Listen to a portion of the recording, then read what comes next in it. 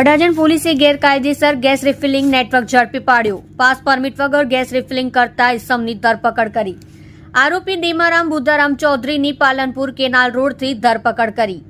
આરોપી પાસેથી અલગ અલગ કંપનીના ગેસના બાટલા સહિત કુલ રૂપિયા 21,550નો મુદ્દામાલ જપ્ત કર્યો. પરમિશન વગર એક બાટલામાંથી બીજા બાટલામાં ગેસ રિફિલિંગનું કામ કરતા આરોપીઓ, જે આરોપી અને લોકોના જાન સાથે ખેલવાડ કરતો હતો. પોલીસે આરોપી વિરુદ્ધ કાયદેસરની કાર્યવાહી હાથ ધરી છે. અડાજણ વિસ્તારમાં ગેરકાયદેસર પાસ પરમિટ વગરના ગેસ રિફિલિંગ કરતા ઈસમને મુદ્દામાલ સાથે અડાજણ પોલીસે પકડી પાડેલ છે.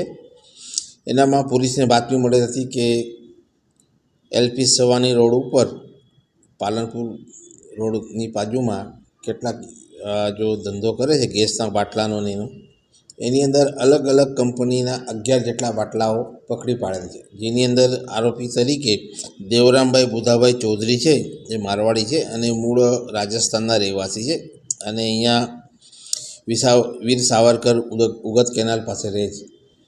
એની ત્યાં ચેકિંગ દરમિયાન અડાજણ પોલીસને બાતમી મળેલ હતી અને બાતમી આધારે ત્યાં જઈને તપાસ કરતાં અલગ અલગ કંપનીના ગેસના બાટલા છે, જેમ કે ઇન્ડિયન ગેસ છે, ભારત ગેસ છે, એના બાટલાઓમાં એ લોકો એકબીજામાં રિફિલિંગ કરતા હતા. જે આધારે પોલીસે એને પકડી પાડી અને 11 જેટલા બાટલા અને આરોપીને પકડી પાડે છે અને 21,550નો મુદ્દામાં રિકવર કરવામાં આવેલ છે.